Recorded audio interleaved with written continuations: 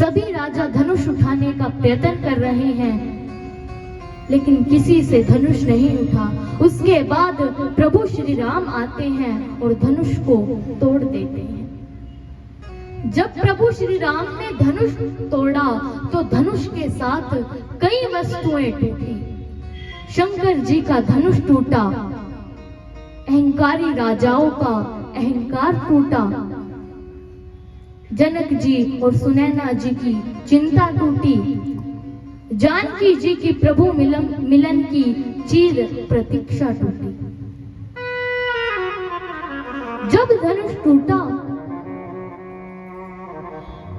तो इतनी भयानक टंकार हुई कि महेंद्र पर्वत पर परशुराम जी तपस्या कर रहे थे। परशुराम जी की तपस्या टूटी।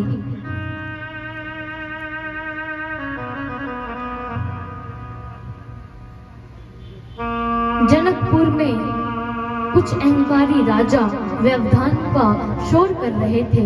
उसी समय हाथ में चमकता हुआ फरसा लेकर श्री परशुराम जी का आगमन होता है। गोस्वामी जी कहते हैं, तेहि अवसर सुनी शिव धनु भंगा, तेहि अवसर सुनी शिव धनु भंगा, आयहु भृगुकुल कमल पतंगा, आयहु भृगुकुल कमल पतंगा, गोरी शरीर भूति भल व्राजा, शरीर भूरिवत राजा, भाल विशाल त्रिपुंड विराजा, भाल विशाल त्रिपुंड विराजा, जय सिया राम जय जय सिया रामा, जय सिया राम जय जय सिया राम, जय सिया राम जय सिया राम। चमकता हुआ फरसा लेकर परशुराम जी का आगमन होता है। जैसे ही राजाओं ने परशुराम जी को देखा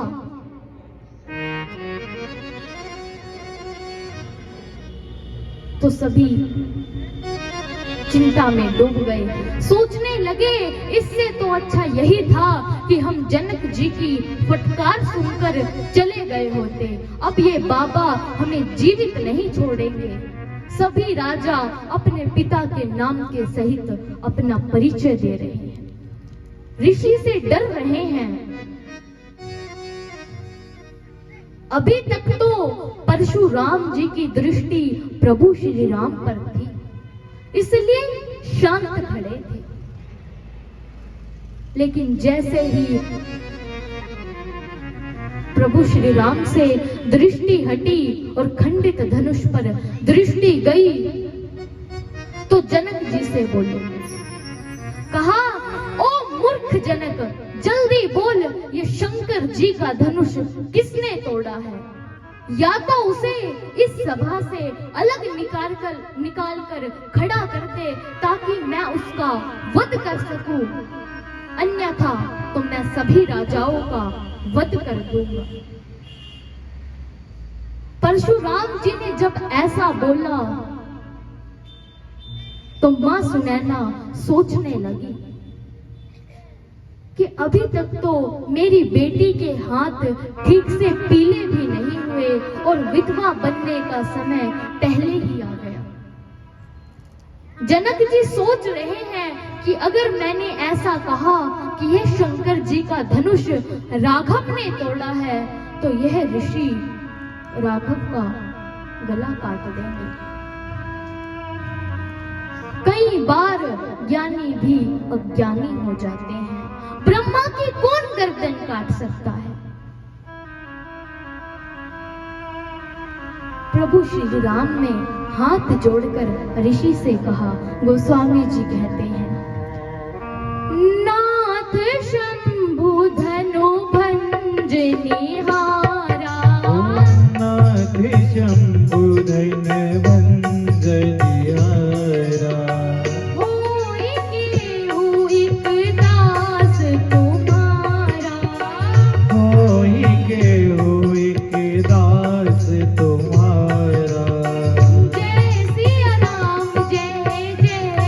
सिया राम, जय सिया राम, जय जय सिया राम, जय सिया राम, जय जय सिया राम, जय सिया राम, जय जय सिया राम। प्रभु श्री राम ने हाथ जोड़कर कहा कि ऋषिवर, धनुष तोड़ने वाला कोई आपका ही दास होगा।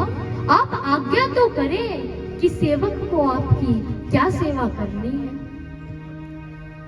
जैसे ही प्रभु बोले तो परशुराम जी ने कहा कि अरे, तुम कहते हो कि वह कोई तुम्हारा ही सेवक है, वह तो मेरा स्वभाव के समान दुश्मन है। उसे इस सभा से अलग निकाल कर खड़ा कर दो, मैं उसका वध कर सकूं, नहीं तो मैं सभी राजाओं का वध करूंगा। परशुराम जी जिस समय बोल रहे थे, उस समय दूर खड़े लखन जी बाबा को देखकर हंस रहे थे। अब आप क्रोध कर रहे हो और कोई आपको देखकर हंस दे तो आपका क्रोध और बढ़ जाएगा।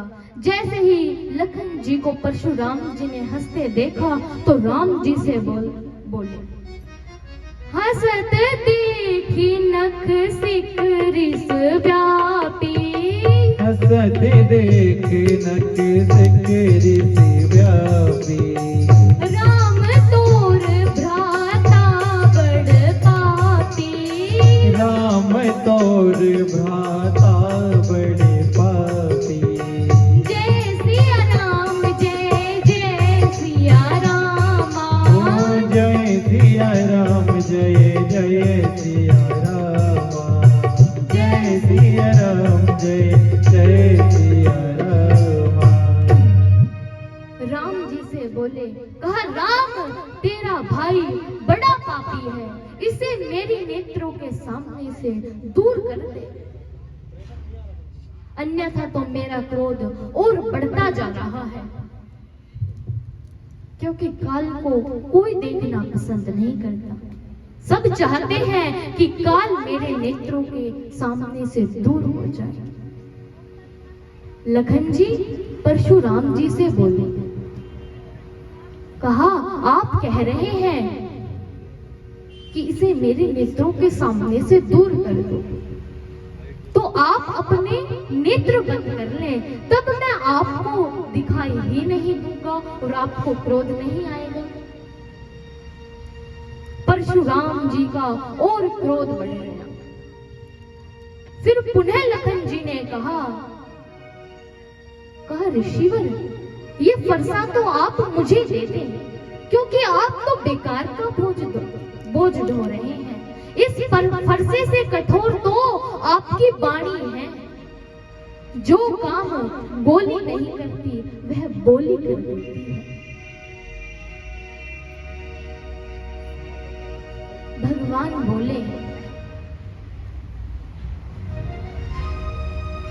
कि आपका क्रोध जैसे भी शांत होता हो आप वही करें।